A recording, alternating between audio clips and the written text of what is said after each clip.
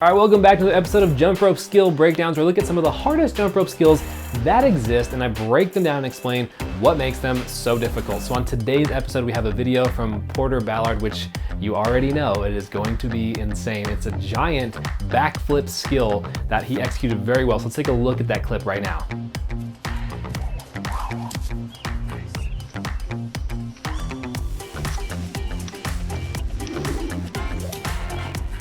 All right, so in case you don't know, Porter is on the leading edge of doing skills that should not be physically possible to do with a jump rope, but somehow he still gets them done.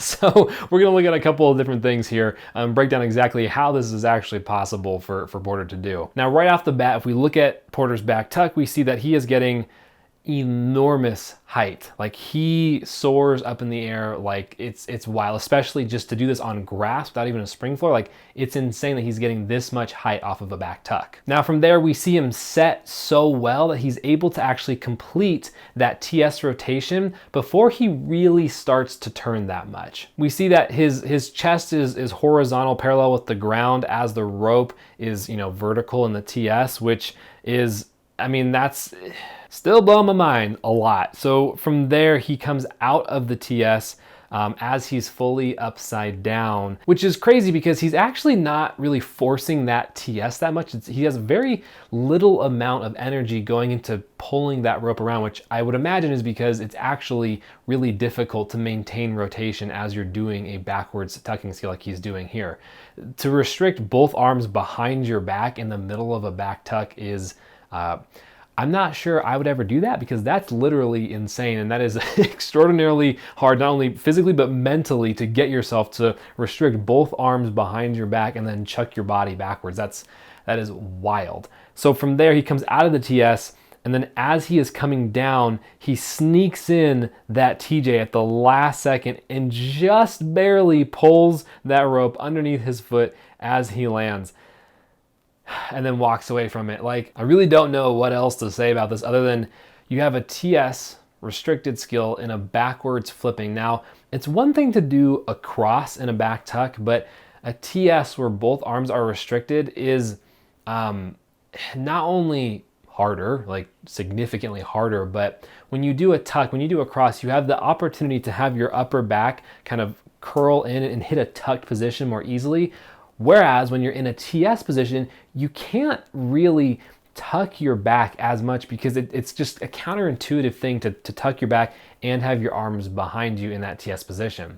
So he's doing the opposite of what you should do in a tuck from a technical perspective, but he's so good at every single piece of this skill that he's able to actually pull it off really, really well. Now, it's worth mentioning that this would be considered a quadruple under skill because the rope is passing underneath Porter, not underneath his feet, but underneath, his center of rotation 4 different times. So if Porter was close enough to the ground where the rope would actually strike the ground, we would see it clipping 4 times. The first time as he's going into that TS, and then again as he's coming out of the TS, and then for the toe position, and then the final open rotation of the rope. So there's levels to this kind of jump rope insanity, right? Like, there's difficult skills like a back tuck with a rope. There's difficult skills like doing a cross while in a back tuck, because now you're further restricting your body and you have to be a lot more confident in your back tuck in order to be comfortable with keeping your arms crossed. Then there's another level above that, which is doing like a toad where you're crossing underneath one leg during a back tuck. Now, personally, I've done a TJ back tuck before, so I understand how that feels. And I'm not sure I would ever give a TS back tuck a shot. Maybe one day, but like it really is, there's this level of crossing underneath one leg in a tuck, but then there's a level above that, which is doing a TS. And it's because it's so counterintuitive to how the body should move according to physics during a back tuck. Porter is really, again, pushing the limits and really bending like what should be possible with a jump rope, and then he executes it very, very well. So solid job, Porter, not only for executing this skill, but again, showing us that, the only limit to what we can do with a jump rope really is, well, what our body can do, but also like our imagination and really going out there and trying new insane skills like this. And it's really awesome to see you, Porter, pushing the envelope of what is actually possible with a jump rope. Also, you are insane, and I don't know how you have the amount of bravery required to actually try to throw this kind of a skill. That the bravery and the confidence you have is a massive skill in and of itself to actually attempt this kind of a skill. So great job, man. All right, if you enjoyed this skill breakdown, send it off to a friend that you think might enjoy it as well, or just wants to see some insanity from Porter.